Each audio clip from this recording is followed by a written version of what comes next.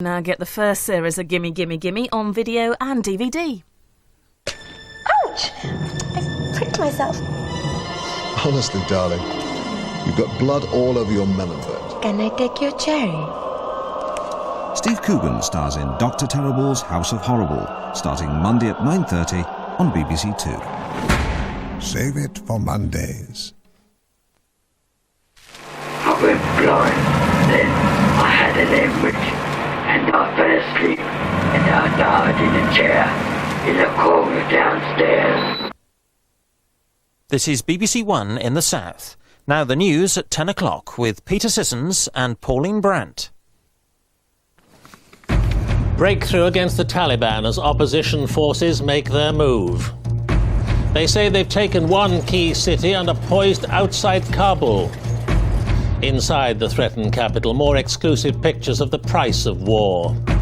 4 shot dead in Pakistan in a nationwide day of angry protest. And here, TV football under threat as players vote to strike over their union's share of the millions. In the South, 2 months on from the terrorist attacks on America, a policeman from Sussex is honoured for his work there. And football fans gather for a charity match in tribute to one of the victims.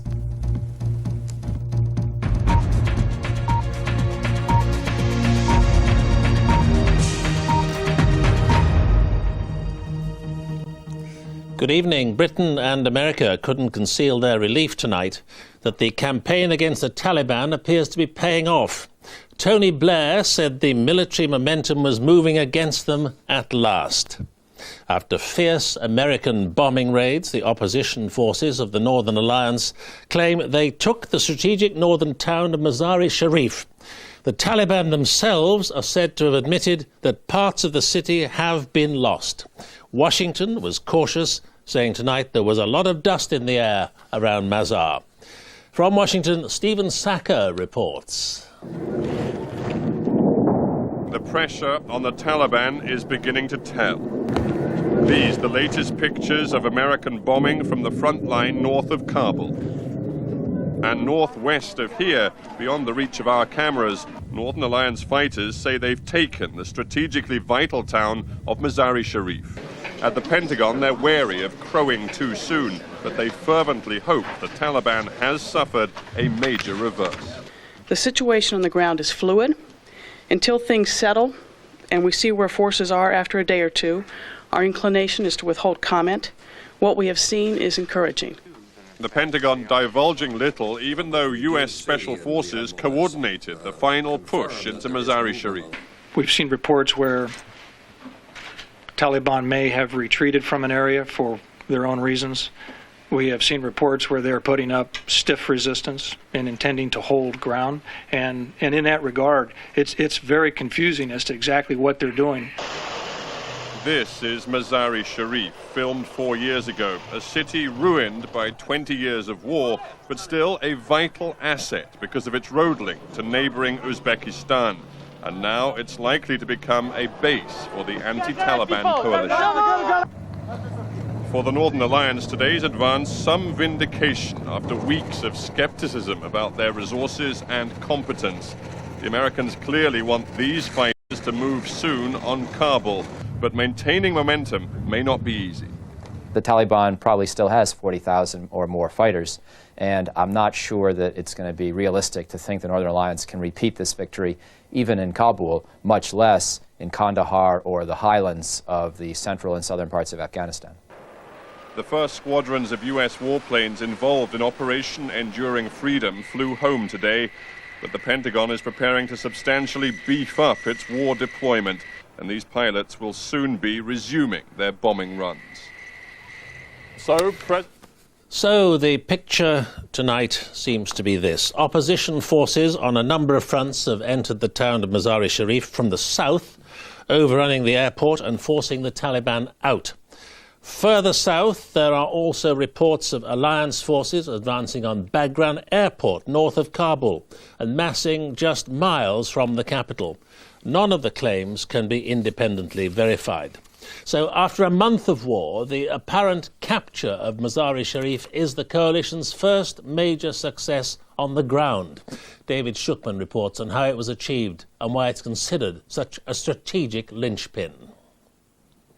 What's happening in Mazar-e-Sharif could prove to be a decisive turning point in the campaign in Afghanistan. The Pentagon strategy is to go after bin Laden and the Taliban in three ways: by bombing, which remains controversial, by special forces, spying and raiding, and by helping anti-Taliban forces, especially the Northern Alliance. Now, their forces are strongest in the north, in these areas, but the front lines have been pretty static for several years, until now. Of all the Taliban's positions, Mazar-e-Sharif has long been the most vulnerable, yet it's also the most crucial for the coalition. It sits astride the supply routes that run from west to east and from north to south, and it has an airport that can take large transport planes. So, what's happened to tip the balance in favour of the Northern Alliance? Well, obviously, the intense bombing has made a difference, not just against fixed Taliban positions, but also against convoys. Yesterday, there was a report that 85 fighters were killed in a single strike. What we can't see are the special forces guiding in these bombs. This coordinated approach has helped change the military map on the ground. In the last week or so, the Northern Alliance has advanced from the south, village by village, under cover of American bombing. By this morning, they said they were just 4 miles from the city. Tonight, they say they're actually inside it. The Pentagon, as we've seen, says it's encouraged, but it won't confirm how things have gone. So, what would the fall of Mazar actually mean? Well, for the Taliban, it would be a huge loss, psychological and military, because it would undermine their operations right across northern Afghanistan. For the coalition, it would allow a land bridge to open up from Uzbekistan. Forces and aid could flow in. The Pentagon could chalk up its first tangible success. It should add to the pressure on the Taliban and would help pave the way for an advance on Kabul. And Adam Minot is in northern Afghanistan now. Adam, can you confirm that Mazar-e-Sharif has fallen? Well, I think there's little doubt, Peter, that the Northern Alliance are in control of the city. Whether they've taken the whole city, though, I think that remains open to question. There are reports tonight that there still is some sporadic fighting going on around the city. There are also reports, too, that the Taliban are fleeing the city in large numbers, heading south, one imagines, towards Kabul. And I think that the key thing here is to remember, if you look back at the history of this town, it's been fought over bitterly by the Northern Alliance and the Taliban. And over the past 4 years, if it has indeed changed hands tonight, it will have changed hands 4 times in the past 4 years. So I think we're probably going to have to wait till daybreak and possibly a few days beyond that, because there are reports too, this from a news agency close to the Taliban, that the Taliban forces are regrouping outside the city. So I think a lot remains open to question. But if the Northern Alliance hold it, Adam, how big a prize in your judgment is it? Well, I think it's very important for the reasons that we've heard, this key route to the north, to allow humanitarian aid and, crucially, weapons to come in from Uzbekistan, possibly United States forces. But possibly more important the word that Tony Blair used, momentum. It's the first sizable victory in this campaign. It gives the Northern Alliance a chance to go forward, and obviously they'll now be pressing towards Kabul. And crucially, of course, it gives the US alliance their first victory in their fight against terrorism. Adam Minot, thank you. It's reported tonight that anti-Taliban troops backed by tanks are massing on the front line north of Kabul, the capital. Opposition commanders are reported to be saying the push on the capital is now imminent. A BBC team is now in the Afghan capital, Kabul, the only Western broadcasters there. Our correspondent Raghi Omar assesses the impact of the war on the city and its people. The call to dawn prayer across Kabul as US warplanes circle the city. Through the night vision camera, one American jet fires its missile. With the plane caught in the glint of first light, Taliban gunners respond, more for defiance than effect, their tracer fire climbing the night sky. Early morning and the Iqbal family pick over the destruction of their home. On Wednesday night, during heavy bombing, part of their home was left in ruins. Some kind of missile tore through the roof. Saeed and Sarah Lash, married just 2 months ago, were killed as they slept.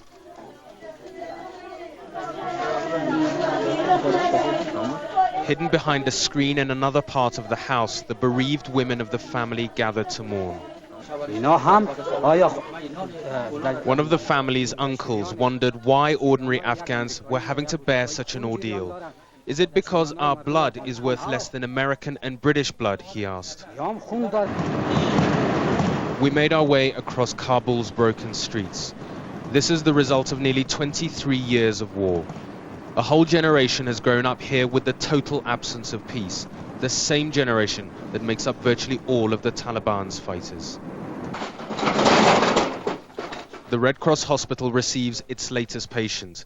The question of civilian casualties is one of the key controversies in this conflict, but here in the intensive care unit, we saw casualties for ourselves. The international campaign to exact justice for September the 11th has maimed this 7-year-old boy. This patient needs also eye doctor, but we don't have in this hospital eye doctor. And today I asked the eye doctors to come to treat his eye also. The Taliban showed us the Red Cross depot bombed twice by mistake. It's been almost 2 weeks since American warplanes bombed the Red Cross warehouses here in Kabul. But even now, the wreckage is still smoldering. Essential food supplies lie burning. These children are waiting outside the bombed warehouse, hoping to gather the food which wasn't destroyed. And all this in one of the poorest countries on earth. The next generation of Afghans are now having to cope with the waste of yet another conflict. Raghi Omar, BBC News, Kabul. Thousands of pro-Taliban protesters have rioted on the streets of Pakistan in some of the worst disturbances seen since the Allied bombing in neighbouring Afghanistan began. 4 people were shot dead by police in the Punjab as crowds stoned vehicles and tried to block roads and railway lines. From Rawalpindi, where crowds fought running battles with police, our special correspondent Ben Brown reports. First they went to Friday prayers, then they went on the rampage. Young Muslims here who believe the attack on Afghanistan is an attack on their religion, and who say their president, General Musharraf, is a traitor for supporting the airstrikes. In the city of Rawalpindi, we watched the protesters hurling rocks, only for the police to hurl them back. They fired plenty of tear gas as well, and elsewhere in Punjab they used live bullets, shooting dead 4 protesters. President Musharraf may be out of the country at the moment, but the authorities here are anxious that no one should try to take advantage of his absence. They've been meting out some rough justice, and they didn't really care if we filmed it. They like to make it clear that this kind of dissent will not be tolerated. Some demonstrated more peacefully, lying in the roads of Rawalpindi to block them off from traffic, while shopkeepers closed their businesses as part of a general strike called across the country in protest at the bombing. Basically, they are on strike to support the Taliban. They are on strike to support the Afghan people because they are innocent people, they are innocent children, they are innocent women. They are dying over there. This strike is against, not for the Taliban, maybe not in a true sense for the Taliban, but this strike is for the reason that this bombing on Afghanistan is not justified. Police brought in reinforcements to deal with the riots here in Rawalpindi and cleared away the makeshift barricades that had obstructed the roads. Protesters like these are a tiny minority, a fraction of Pakistan's population of 140 million. Still, they are making themselves heard in this country and around the world. The violence we've seen here today could get even worse because the Muslim holy month of Ramadan begins next week. And if the Americans keep on bombing then Islamic anger in parts of Pakistan may become yet more intense. Ben Brown, BBC News, Rawalpindi. There's also been continuing unease about the military action against Afghanistan in Indonesia.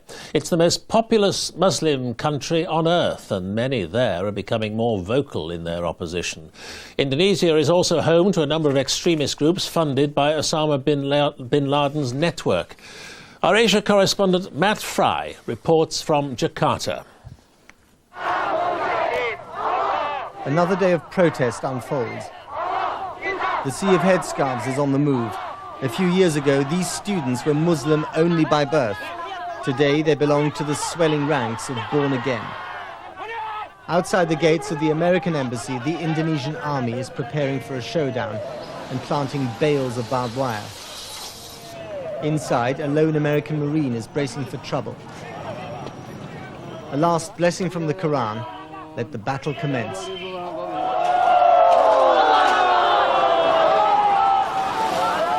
By Jakarta standards, this was tame. At least the police are using water and not bullets these days.